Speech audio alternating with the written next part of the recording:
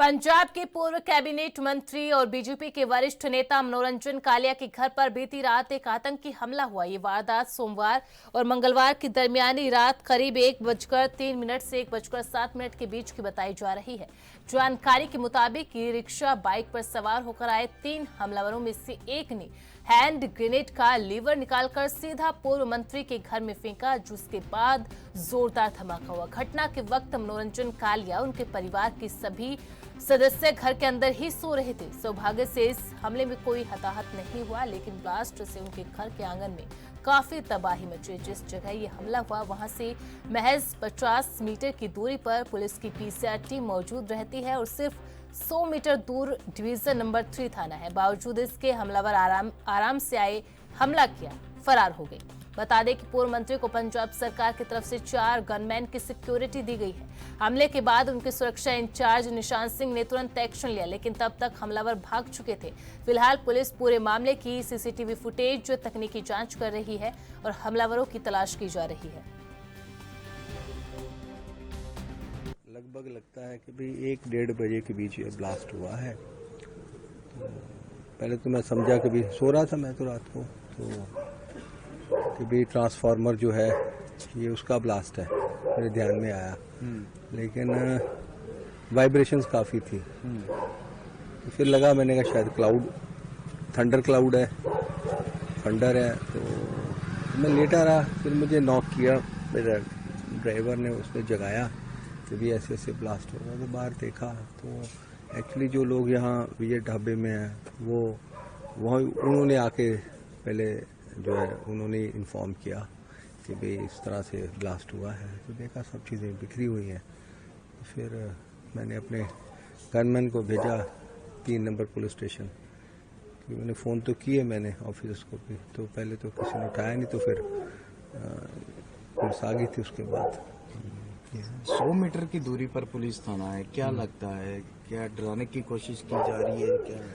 देखिए, जो हालात है सामने ही है लोगों के, जो इस तरह से है कि क्योंकि लॉ एंड ऑर्डर किसी भी सरकार का प्रथम जिम्मेवारी है कि वो मेंटेन करे और बेहतर। अराउंड 1 ਵਜੇ ਸਾਨੂੰ ਇਨਫੋਰਮੇਸ਼ਨ ਮਿਲੀ ਕਿ ਇੱਥੇ ਕੋਈ ਵਿਸਫੋਟ ਜਿਹਾ ਹੋਇਆ ਹੈ। ਸੋ ਜਿਹਨੂੰ ਅਸੀਂ ਆ ਕੇ ਇੱਥੇ ਚੈੱਕ ਕੀਤਾ ਹੈ, ਸਾਰੀਆਂ ਟੀਮਾਂ ਨੇ ਉਸ ਵੇਲੇ ਚੈੱਕ ਕੀਤਾ, ਫੋਰੈਂਸਿਕ ਟੀਮਾਂ ਵੱਲੋਂ ਵੀ ਇੱਥੇ ਜਾਂਚ ਕੀਤੀ ਗਈ ਹੈ ਤੇ ਅਸੀਂ ਇਸ 'ਚ ਅੱਗੇ FIR ਰਜਿਸਟਰ ਕਰਕੇ ਜੋ ਅੱਗੇ ਬਣਦੀ ਕਾਰਵਾਈ ਹੈ ਉਸ ਤੇ ਤਫਤੀਸ਼ ਕਰਕੇ ਅਮਲ ਵਿੱਚ ਲਿਆਂਦਾ। मैम कितने जाने सीसीटीवी में क्या सामने आया जी? ਅਜੇ CCTV ਟ੍ਰੇਲ ਐਗਜ਼ਾਮਿਨ ਕੀਤੀ ਜਾ ਰਹੀ ਹੈ ਤੇ ਅਸੀਂ ਹੁਣੇ FIR ਰਜਿਸਟਰ ਕਰ ਰਹੇ ਹਾਂ ਤੇ ਅੱਗੇ ਇਹਦੇ ਵਿੱਚ ਜੋ ਬਣਦੀ ਕਾਰਵਾਈ ਹੈ ਉਹ ਇਸ ਵਿੱਚ ਲੈ ਕੇ ਜਾ ਰਹੀ ਹੈ। ਫਿਲਹਾਲ ਅਸੀਂ ਏਰੀਆ ਜੋ ਹੈ ਜੋ ਜਿੱਥੇ ਆਪਾਂ ਨੂੰ ਇਨਫੋਰਮੇਸ਼ਨ ਆਈ, ਸੋ ਅਸੀਂ ਆਸ-ਪਾਸ ਦਾ ਏਰੀਆ ਸਿਕਿਉਰ ਕੀਤਾ ਹੈ।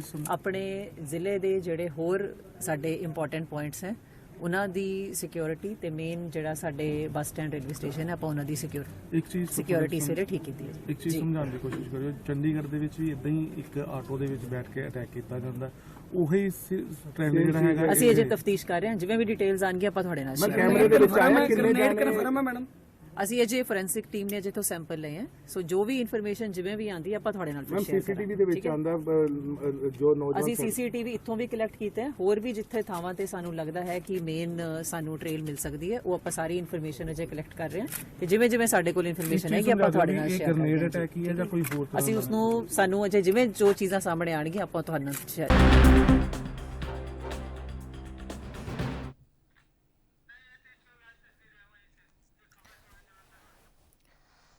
और ये तस्वीरें भी इस वक्त आप लाइव देख पा रहे हैं। जो बीजेपी नेता है जिनके घर के बाहर ग्रेनेड से अटैक हुआ, वहां की तस्वीरें आप ये जालंधर से लाइव देख पा रहे हैं, जहां पर पुलिस की तफ्तीश भी जारी है। फोरेंसिक टीम की ओर से भी यहां पर साक्ष्य जुटाए गए हैं।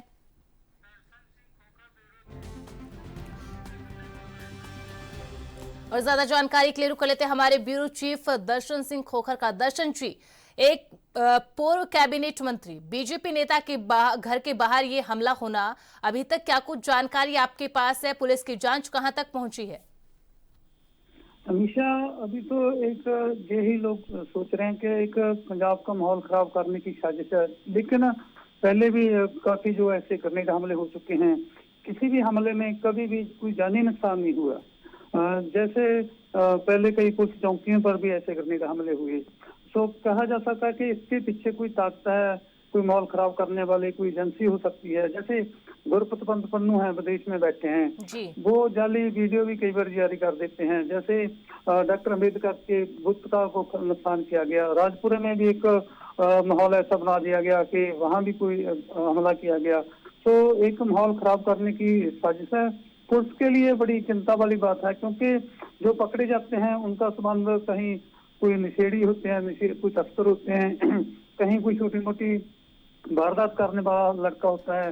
ऐसा लगता है कोई विदेश से कोई फंड आता है और पंजाब का माहौल खराब करने की ये साजिश रची जा रही है। जी अमीशा।